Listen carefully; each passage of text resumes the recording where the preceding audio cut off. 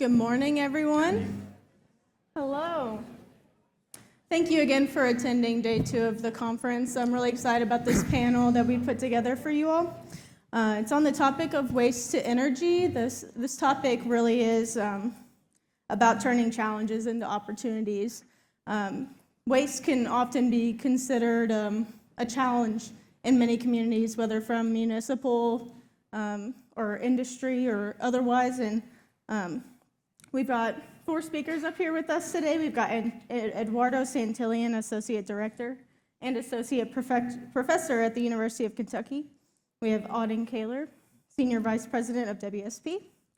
Matt Yarger, U.S. General Manager for Grissan Renewable Energy, and Derek Smith, Environmental Superintendent at Domtar's Hawesville mill.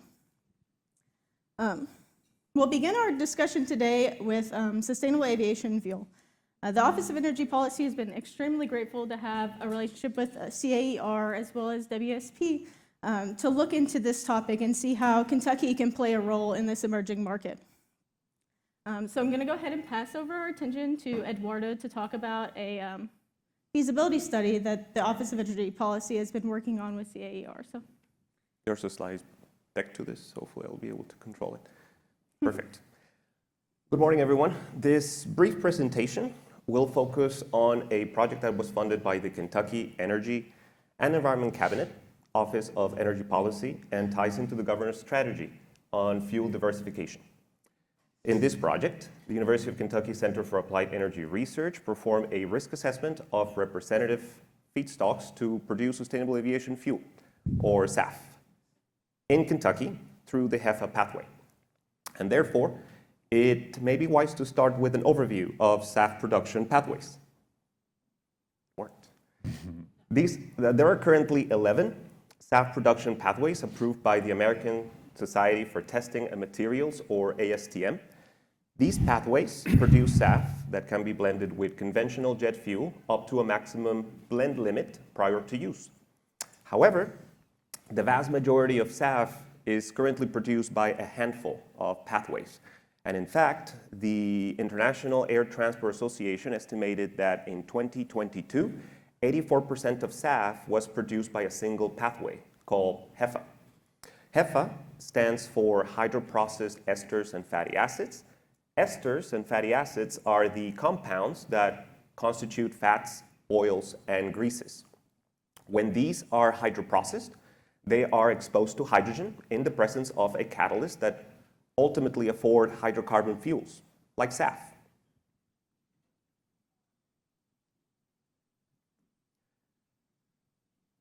Yes, it worked. I'm struggling with the... So,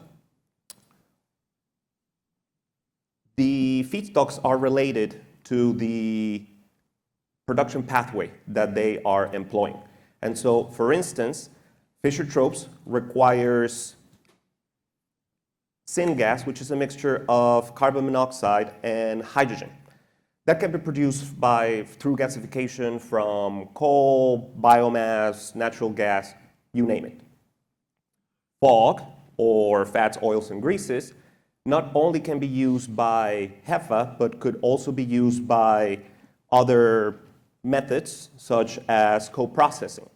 In co-processing, 5% of fog is mixed with a fossil stream and upgraded to SAF in a conventional refinery. Most of the technologies to produce SAF are based on fog, and therefore our study focused on these feedstocks. We focused on 4 representative feedstocks. 2 are waste streams, used cooking oil, or yellow grease, and brown grease. But we also focused on 2 other feedstocks, namely soybean oil and corn oil. These are one of the most important agricultural commodities in the state. Just to put things into perspective, as a function of SAF production, projected 2030 jet fuel usage in Kentucky will be 1.2 billion gallons. And the Kentucky SAF Coalition has set up a goal for, in the same year, 2030, for usage to be 10%. That's 120 million gallons. And therefore, Kentucky's fog production can help reach this goal using HEFA technology. Now, not all fog can be directed to SAF production. We do eat a lot of this stuff, which also has other uses. And so that highlights the need to expand the roster of fog and other feedstocks to produce SAF through HEFA and other technologies. We performed this risk assessment based on the U.S. Department of Energy framework for biomass supply chain risk standards.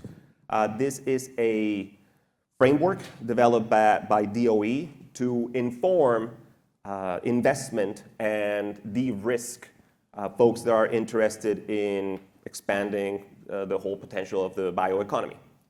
So we looked at 6 different risk categories. One was supplier risk, there was competitor risk, supply chain risk, feedstock quality risk, feedstock scale-up risk, and internal organizational risk.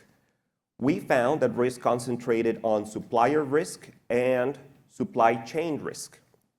And you can see in the table that for yellow grease and brown grease, both supply risk and supply chain risk was high.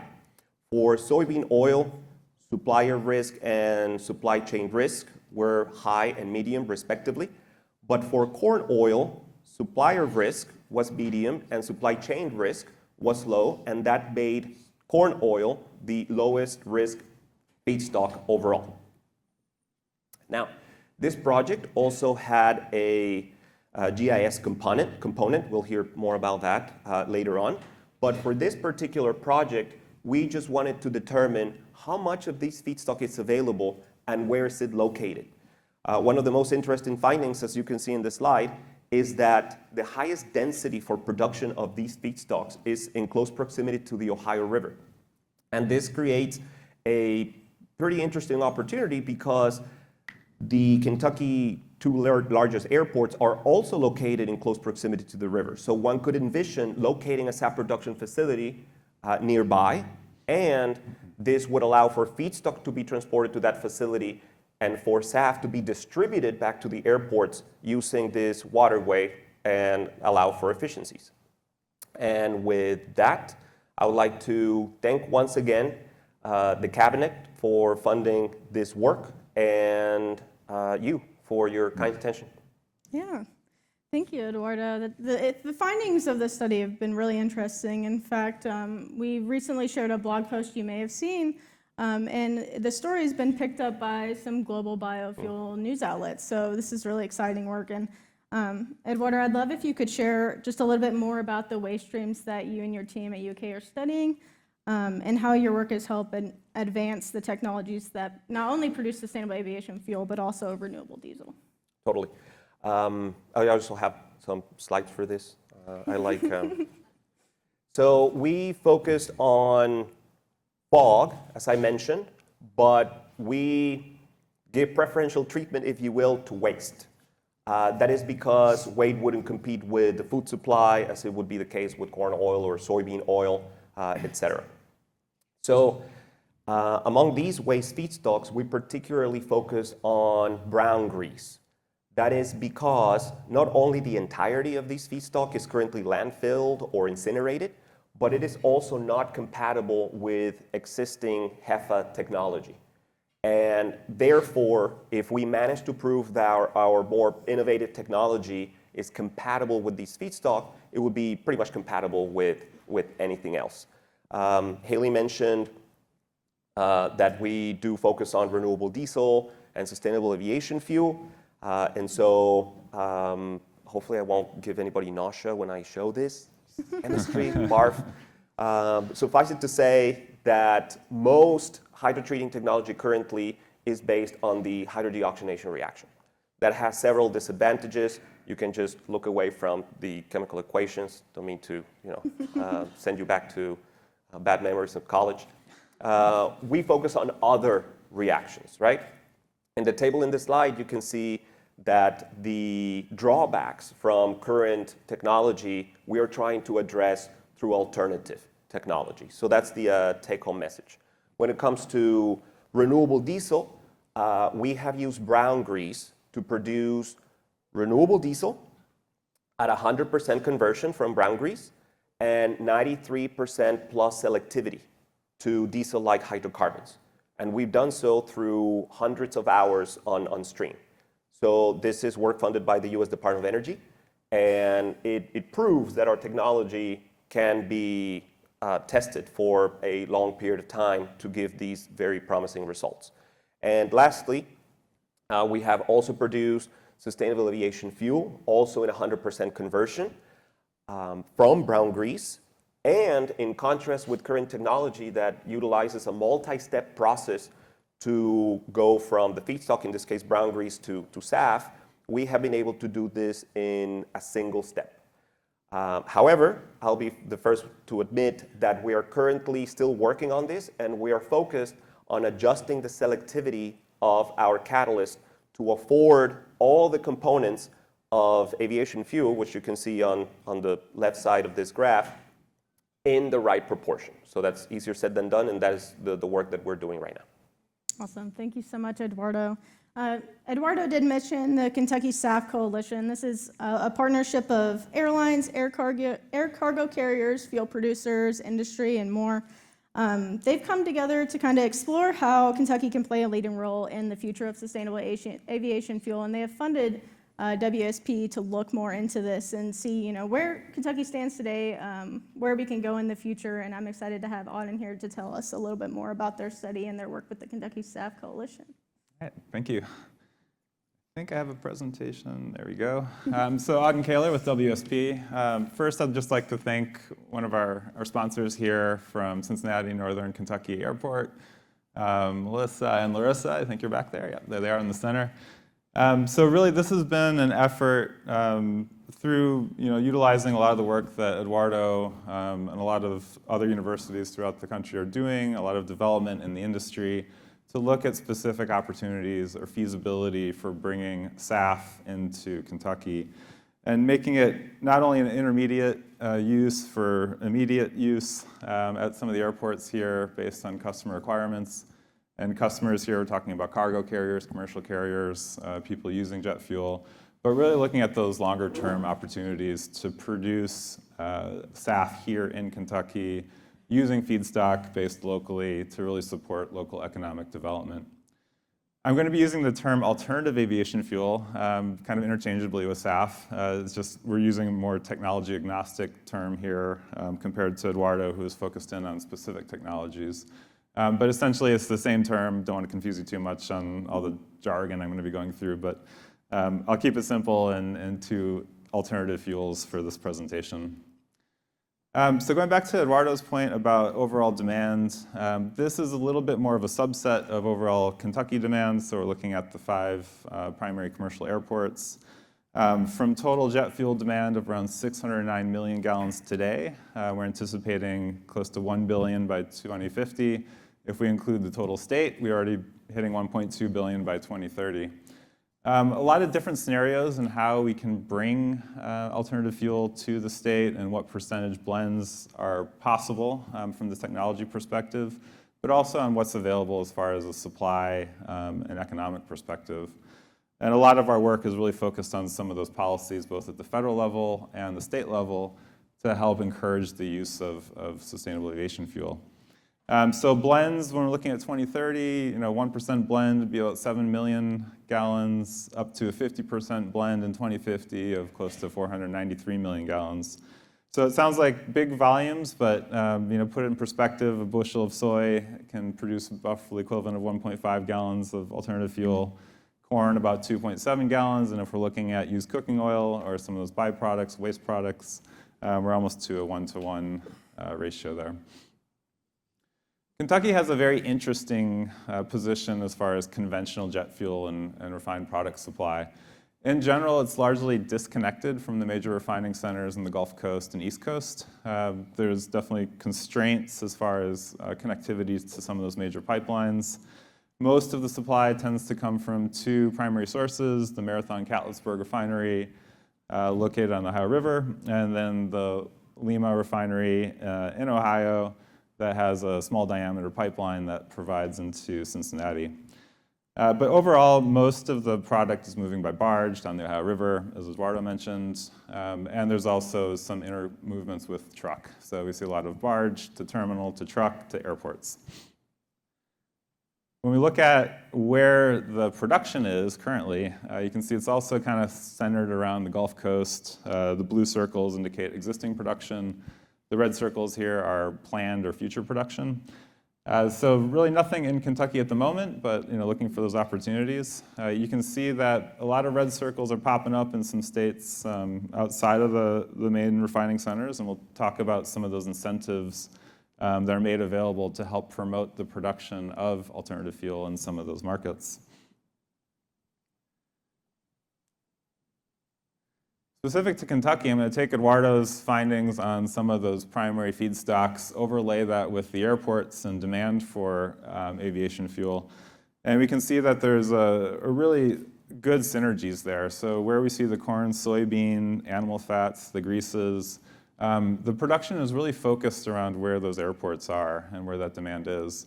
As Eduardo mentioned, the Ohio River serves as a great place for great impetus for bringing barge movements, both feedstocks and produced alternative fuels, to bring it into the existing terminals that are already supplying these airports with conventional jet. When we look at Kentucky, in addition to some of those waterborne movements, you can see there's synergies with the Mississippi River as well, so some opportunities maybe in the future to export both feedstocks and potentially production from the state to other markets. But really, it's all integrated along that river system and also supplemented by a really essentially developed and built out rail system. And this really serves as a great pathway for moving, again, a lot of the feedstocks and produced products. Most of the ethanol and biodiesel today is moved by rail, so there's already the infrastructure out there to support the movement and use of alternative fuels by rail. Now, getting into the primary components here is policies and incentives.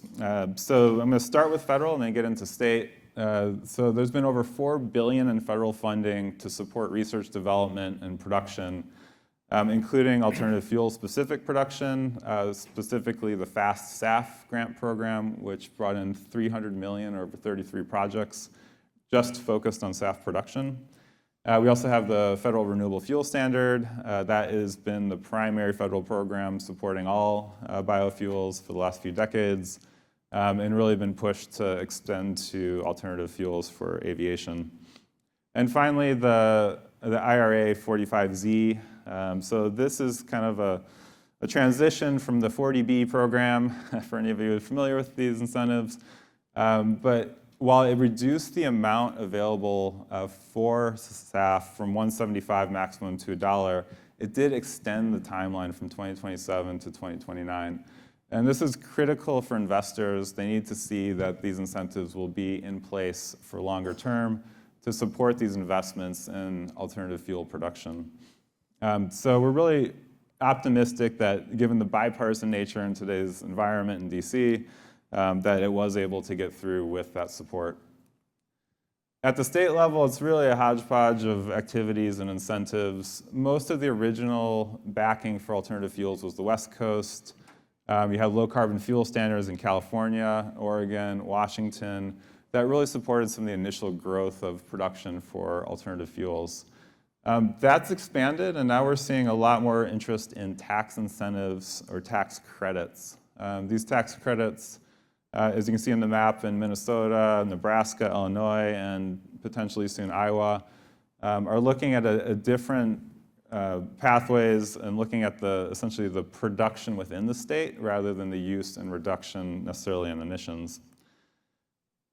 The policies incentives really focus on those combination of production and blending incentives. So you can see here that it goes throughout the value chain. If you start from the left on that diagram with project development, there are states like Colorado who are making tax credits available at that stage of the pathway, all the way through Illinois, who is incentivizing the use of alternative fuels. But most of the trends today have really been in production and refining.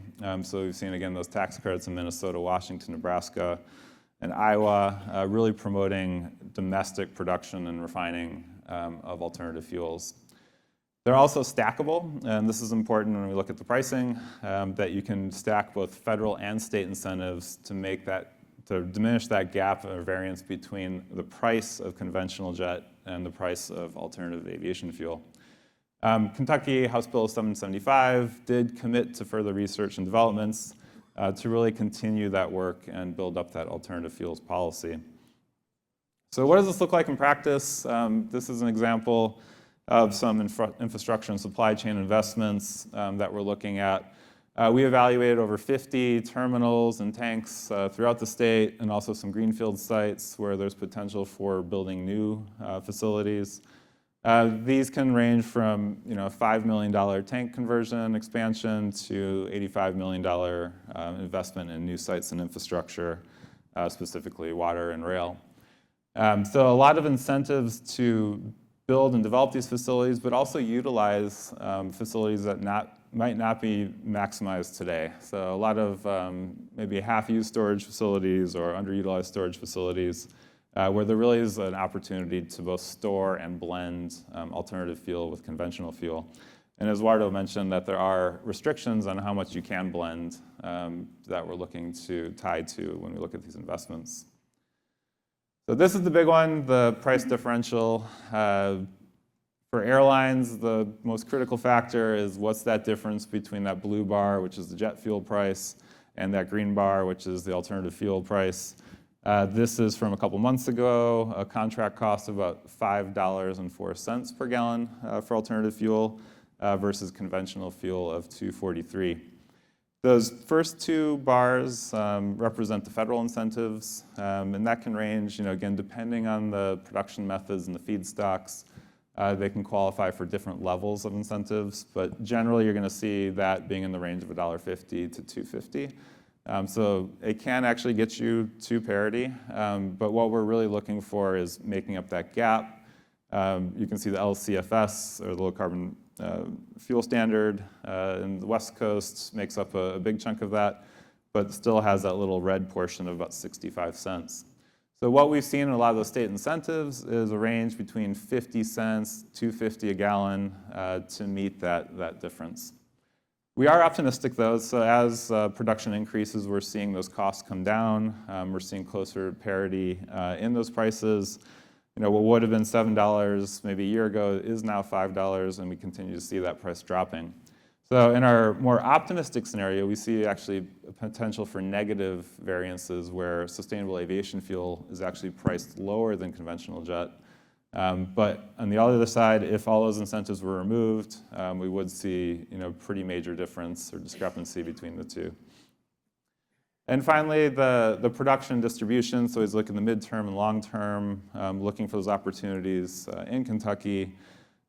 Overall, the industry, 5 billion gallons per year, generates 42.4 billion in economic activity. It's an established sector within the U.S., 107,000 jobs. A study done by University of Tennessee looked at 3 facilities in Central Appalachia and a Fisher-Trope biorefinery technique. They came up with costs of around $1.6 billion to produce those 3 facilities, including feedstock supply, with an economic benefit over $2.2 billion. So we are incorporating all of this into our study and findings that we're pretty much finalizing this month. So we're anxious and excited to share that with a broader audience. But really, at the end of the day, Kentucky is looking like a great opportunity for investment in sustainable aviation fuels. Yeah, thank you so much, Auden. So just last month, the One World Alliance, representing 15 airports in the world, launched a SAF investment fund focusing on developing and commercializing sustainable aviation fuel. And like Auden said, SAF is in limited supply, and that's contributing to higher costs, but demand is continuing to rise, and like Auden said, Kentucky is well positioned to play a role. However, Kentucky isn't just home to traditional biofuel waste streams, and we're actually home to a pretty interesting one, and that is stillage, or the byproduct of the distilling industry, which actually has led Kentucky to have a really interesting opportunity. And Grissan, based in Scotland, has invested for the first time in the U.S. and is now calling Kentucky home, so we're really excited to have Matt Yarger on our panel today to talk about this investment and about Grissan Renewable. Appreciate it, Hailey. Hi, everybody. Good morning. My name is Matt Yarger. I'm the general manager for Grissan Renewable Energy. In the U.S., Grissan is a clean energy company with deep roots in Scotland and growing right here in Kentucky, where the bourbon industry as well as agriculture can support this alternative energy option. So Grissan was founded more than a decade ago, like I said, in Scotland, really solving a challenge that we know well here in Kentucky, which is what do you do with the waste after producing bourbon, or in this case, Scotch whiskey? Instead of treating it as waste, Grissan worked on a technology to convert to renewable natural gas and biofertilizer, and created this circular model that not only would provide power back to the distilleries, but as we've grown, also provided heat or fuel in the form of heating the homes across all of Scotland.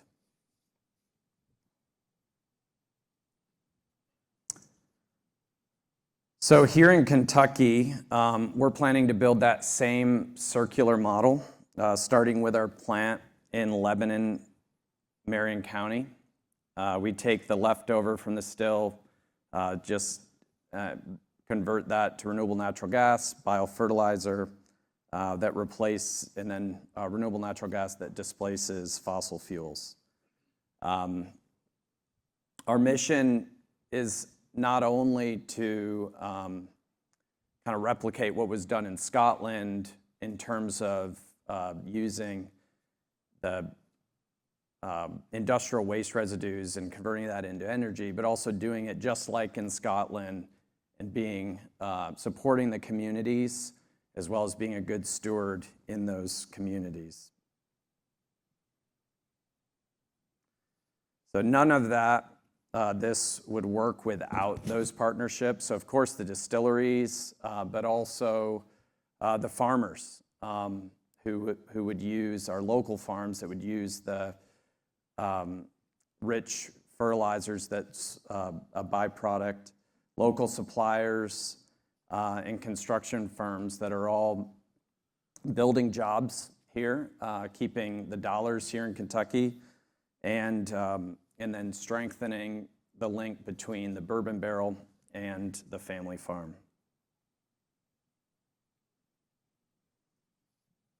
So our plant in Marion County is just the start. Our long-term vision is a network where it makes sense of these closed-loop facilities across rural communities within bourbon country, each one turning the local waste into clean fuel, fertilizer, and community benefits.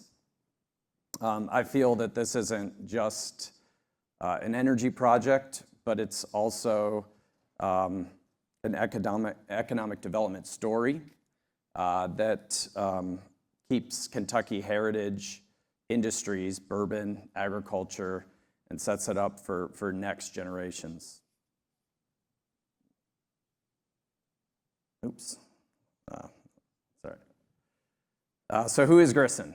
So we're a company that believes that both heritage and innovation belong together, that we're proving that bourbon, sustainable farming, and renewable energy can thrive in one circular model right here in Kentucky. Thank you. Thank you so much, Matt. It's a really fascinating story. I did want to ask you one question about that closed loop model. Your whiskey waste to RNG to farm fertilizer to grain back into bourbon.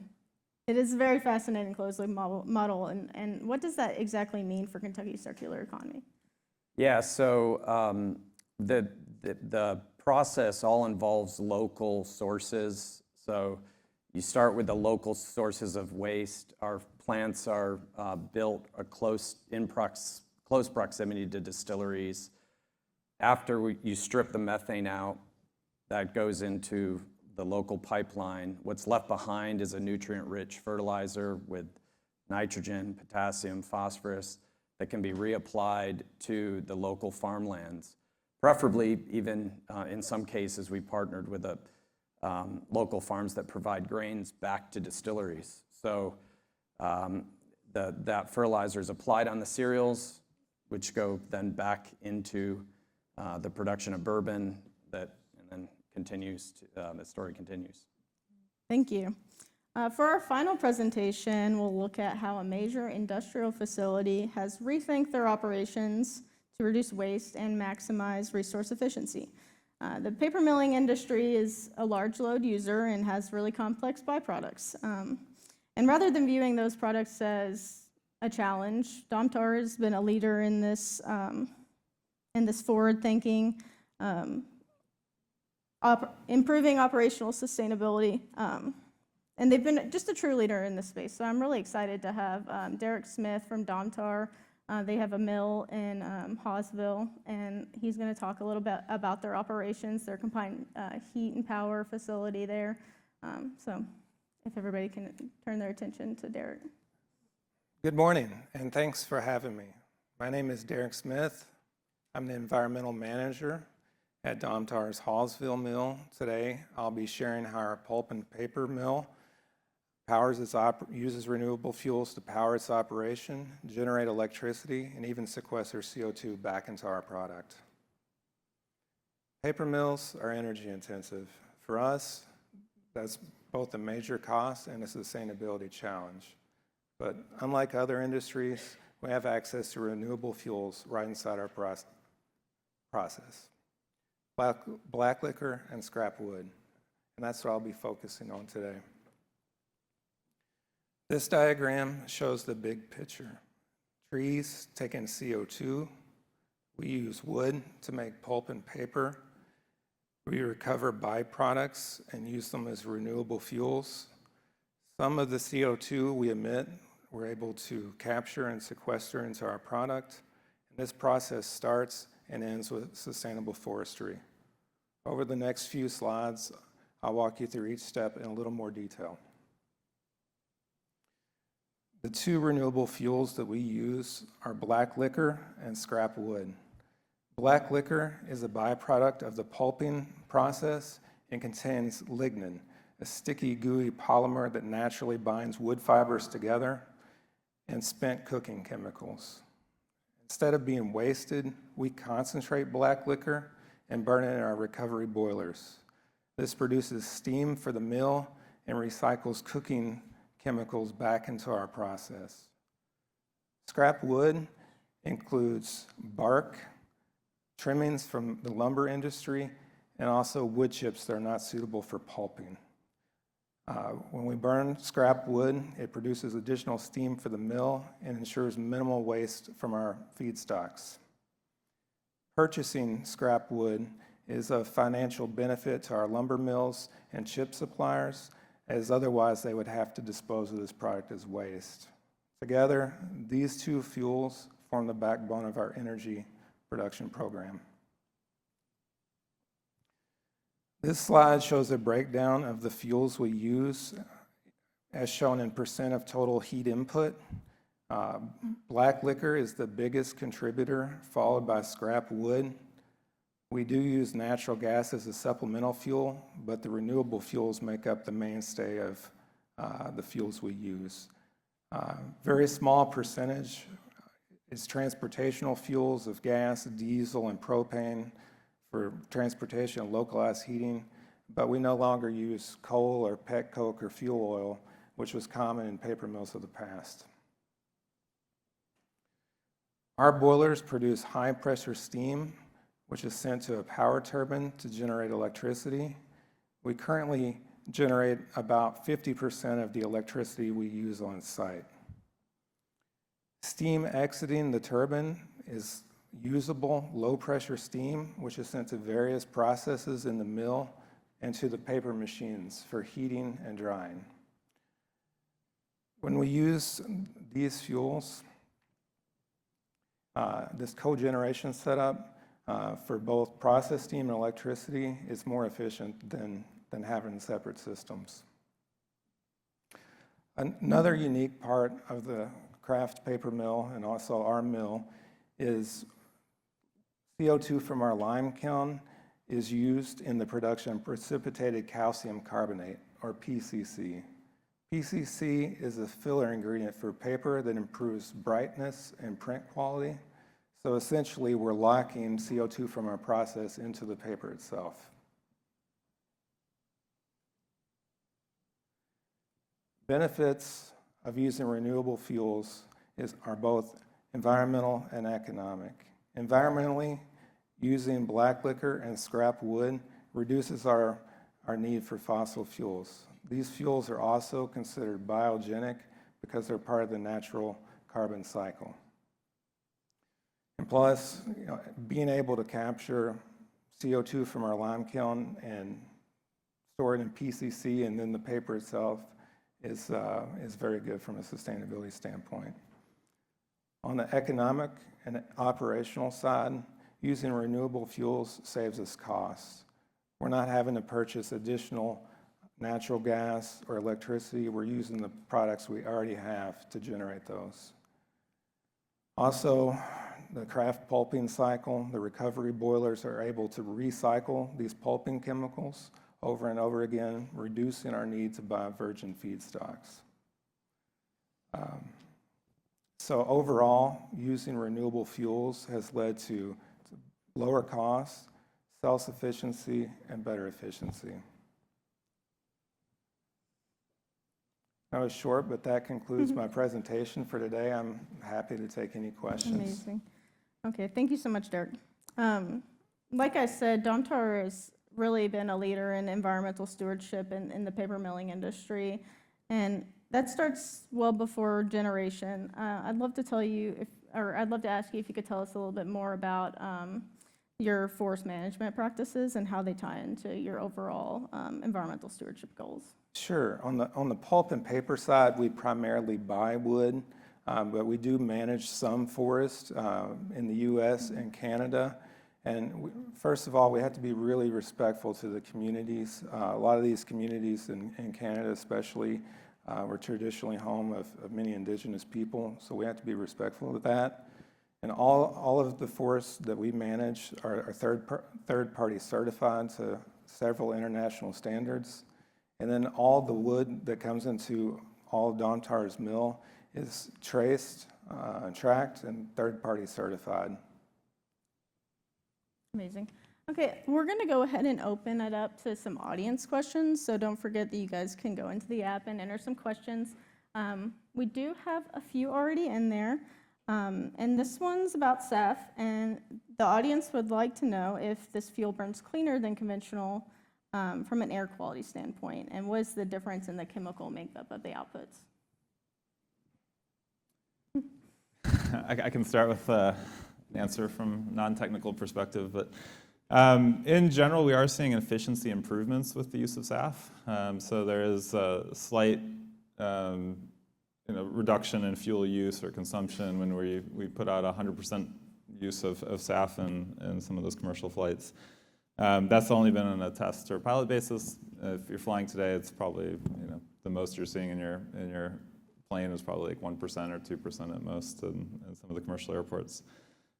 So there is an efficiency improvement there, and I think from an availability perspective, that's going to be dependent on where you are in the country. Do you have anything to add, Eduardo? Yeah, you're probably going to regret having invited a chemist here, but it is true that aviation fuel is a much more complex fuel than, say, diesel. Diesel is made out of just a single type of hydrocarbons, straight chain. Aviation fuel would have these branched hydrocarbons, cyclic hydrocarbons, aromatics, and they're all important because they fulfill very specific and important roles in aircraft. Aromatics, for instance, swell the seals, and so without that, there will be leaks. You have no fuel, bad. And so most SAF production technology focuses on some types of hydrocarbons that would produce those linear hydrocarbons or those branch hydrocarbons. No cycles, no aromatics. And so it is important to just remember that most technologies would produce blend stock, stuff that has only some types of hydrocarbons that they would need to be mixed in the right proportion, et cetera. So that ties feedstock to conversion process, to blending, and then obviously everything that is related to testing and certification and all those good things. Yeah, the audience is also interested in the emission reductions and how can we truly know that SAF is a sustainable option for aviation? Yes, there's a vast array of studies on this. I am more familiar with diesel emissions. It is similar in the sense that they would compare the emissions from fossil diesel and green or renewable diesel. These studies are performed by producers like Neste. Neste is the largest green diesel producer in the world. They perform their own studies, academic studies, and even regulatory agencies would implement studies to make this very comparison. So the conclusion and the consensus is that renewable fuels do reduce emissions, not only carbon emissions, but other emissions like nitrogen oxides, sulfur oxides, particulate matter, et cetera. So that's kind of like the, hopefully the Cliff Notes answer to that. Perfect. No, that's very helpful. Matt, the audience is really interested in knowing when is the timeline for the opening of this plant in Marion County? Yeah, so we were hoping that it would be early 2026, but we all experienced quite a bit of rain that in the early parts of this year, as everybody knows. So it did delay things, but we're planning on starting commissioning mid-2026 into and likely go gas to grid towards the later end of the year. But I can report that there are tank bases that are being poured, and we're actually starting to see more than just the groundwork at the site. So that's nice, and so we should see a lot of productivity between now and the end of the year. I don't know if you would be able to answer this, Auden, but or go into much detail. But they want to know, is SAF the only way to decarbonize aviation? And what is the future for hydrogen or electric flights like? That's a great question, and we're actually doing that exact study for some of the airports on the West Coast. Airbus was pushing hydrogen aircraft for a while. They've backed off on some of that initiative. They're looking at Atlanta and San Francisco running hydrogen flights to and from the airports. There's a few challenges right now, and obviously electric aviation is probably getting a little bit more attention than hydrogen. Obviously battery size, battery weight can restrict the range for flights. But we have seen that on shorter flights or smaller aircraft, some interest in development and actually some deployed technology for batteries in that frame. But when we look at kind of full-scale development for batteries for long-haul flights, that's generally in the 20 to 30-year range, assuming the battery technology keeps improving as it has been over the last 22 decades. When we look at hydrogen, it all comes down to economics, and the price of hydrogen is really kind of a deterrent at the moment. We're really aiming for $1 per kilogram at some point within the next 10 or 20 years, which would send kind of a signal to the market that there is an opportunity there for investment in supporting infrastructure and also aircraft. But the big thing for aviation is the length of time it takes to transition the fleet is much longer than what we see with the vehicle fleet. Aircraft are out there for 20, 30 years plus. So when we talk about that transition, we're really talking about a 50-year time horizon. But SAF can provide that kind of intermediate transition to help reduce greenhouse gases now.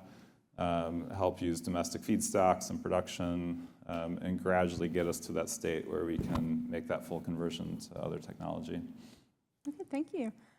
Derek, they're very interested in the third-party certification process. Are you able to tell us any more about that and about the wood products that you collect as part of your forest management program? Not right now. Domtar does have a lot of resources available to explain that. However, that's really not my area of expertise, so I don't really want to misspeak on that.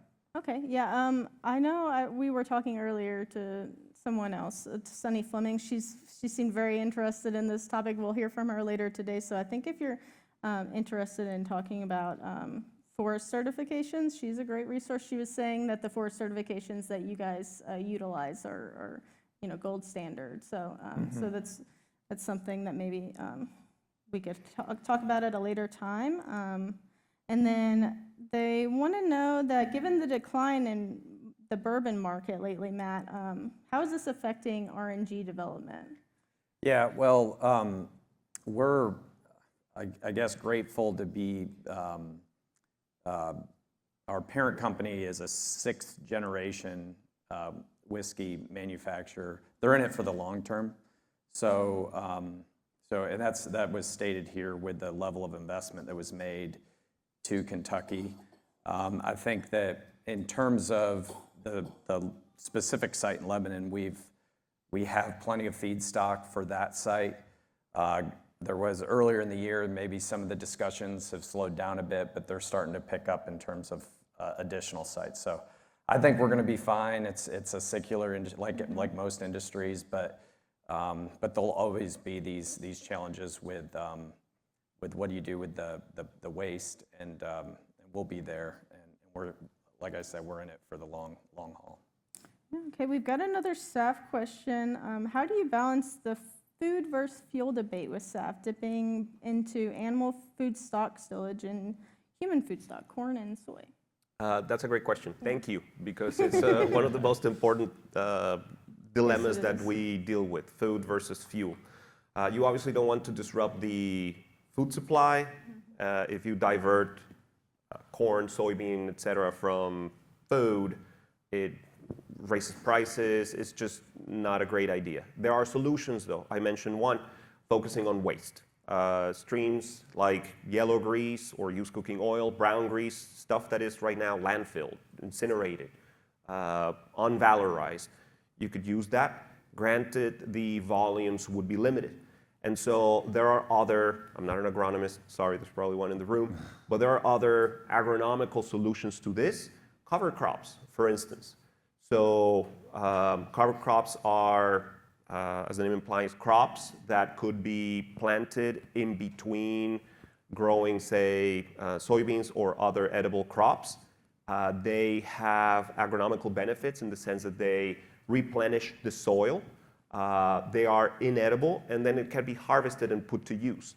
And so there are just an incredible amount of land, farmland, that could benefit from implementing these type of crops. The soil would benefit. There would be an economic benefit since farmers would have like an additional revenue stream. We do not disrupt, but actually support the food supply. So there are solutions to avoid the food versus fuel dilemma. Yeah, just for my own curiosity as well, can you talk a little bit about solid waste from municipalities as well as maybe waste from wastewater treatment plants and how that can tie into sustainable aviation fuel? And feel free to jump in too as well if you're interested. Well, I'll get us started, and then if Auden has like something else, by all means. Yes, municipal solid waste is being used. There are projects ongoing at the University of Kentucky. I am not directly involved, but the Biosystems and Ag Engineering Department has a SAF project where they focus particularly on municipal solid waste. So that is a potential source of SAF. The technology is more nascent, so it's more in R&D stage right now as opposed to commercial. In terms of wastewater treatment, the best example that I can mention is brown grease. So all the fats, oils, and greases that go down the drain, they can be either intercepted through devices called grease traps. They're collected, and so that's a very good feedstock. It not only provides a starting material for SAP, but it also avoids many, many problems like fat bergs. If you want to be grossed out, just look at it online. It's a very, very big problem for particularly cities with old sewer systems, like London, for instance. They can clog the sewer system, and it takes millions, and it's very disruptive to clean those out. So if that can be kind of like prevented and provide a feedstock for SAP production, great. Otherwise, once that things already reach the wastewater treatment facility, right now that brown grease, that fog stream is recovered and then landfilled. So once again, if we can recover that, it would reduce fees that wastewater treatment plants have to pay in order to landfill this material. It provides another revenue stream. It's kind of like a win-win-win. Yeah. Let's see. I'm not sure what this question is, but maybe you do. What about corn from wastewater treatment plants? If anybody wants to clarify that question, feel free to do that. Maybe I'm just guessing. Yeah, I'm just guessing. But the source of the brown grease that we utilize is, you can also look it up, I'm not making it up, it's called Greasezilla. This is a system that can be deployed to wastewater treatment plants, and it separates the effluent in 3 different streams. One is pasteurized water, the other is brown grease, and the third, which is what the corn made me think of, is called batter. So all the food crud and other crud is basically concentrated, and this batter can be then used to generate, say, natural gas through an anaerobic digestion process. So that's the only thing that I can think of like how these things would mesh. I think one addition to that last question and the prior question was there's also an economic component to this. So when we look at all these different feedstocks and production methods, you can essentially expand that credit to the maximum of $1 at the federal level. So when we look at pathways that may generate higher carbon intensity, those do not get to that full $1 credit. So those are under. So it's a tiered basis based on those greenhouse gas emissions. So when we talk about even the food versus fuel debate, some of that is important to consider, as some of those soy or corn-based biofuels will not score as highly or reduce carbon intensity as much, so will not be able to receive that full federal credit. And we also see similar structures at the state level for many of the credits out there. Yeah, that's definitely an important part of the conversation. Matt, we do have another question for you. We do know that stillage or bourbon byproducts are often used as cattle feed, and so they're interested in knowing how you manage that and how that is impacting the agriculture. Yeah, that's actually a very good question. Yeah. So first, a lot of the cattle feed, the process to produce cattle feed is a highly energy-intensive process for the distilleries. So they require immense amount of energy to get into a form to then feed animals. We look at ourselves as maybe part of that solution. Some of our feedstock agreements are not directly competing, some are.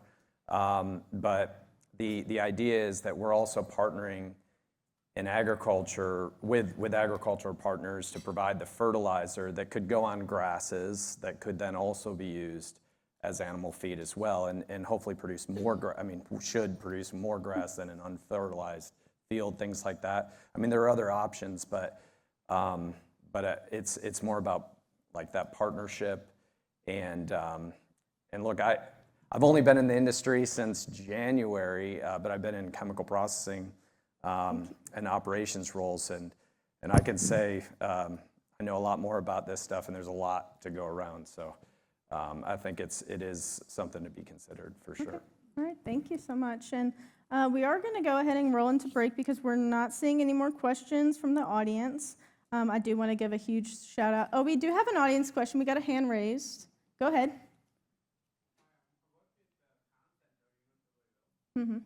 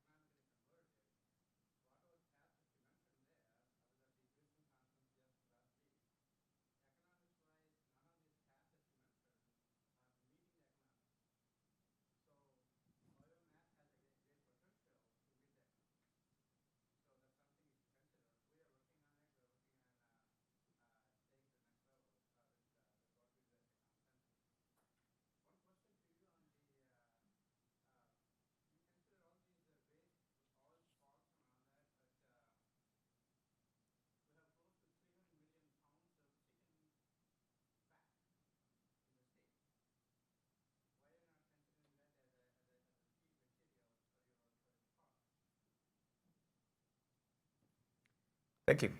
I would start by saying that anything that is fog, what I mentioned, fats, oils, and greases, used cooking oil, brown grease, corn oil, soybean oil, that's biomass. So we may have like a definition correction there. It is biomass. You may be talking about lignocellulosic biomass, and that's fair. It's more abundant, so that's important, but I think we would not fight over the fact that the technology is much less developed. Fog conversion to SAF is entirely commercial. It's happening right now. We are developing a different pathway. In terms of chicken fat, great point. That's also fog. So mainly fatty acids, triglycerides. It would be amenable for conversion to renewable diesel or SAF through this technology, either current existing hydrotreating technology or the alternative technology that we are developing. So yeah, I think we speak to those feedstocks, but for the audience in general, I would just really emphasize the following point. Feedstock, conversion technology, and product are all related. People can also convert CO2 and renewable hydrogen into SAF, look into e-fuels. That exists, it's possible. Whether that is commercial, the technology is not there yet. So more R&D would be required, and the same thing applies to all other different feedstocks, like lignocellulosics, for instance. They're at a different stage in their development. All right, thank you. Do we have any more audience questions without the app? Okay, perfect. All right, we are going to roll into break. I'd love if you guys could give a round of applause to our panelists. Yes. Thank you all for joining us. I do want to give a big shout out to Deloitte. They are sponsoring this break, and we will be rejoining at 11 o'clock for our Partnerships to Build Stronger Communities panel. So please be back in your seat at 11 for that panel.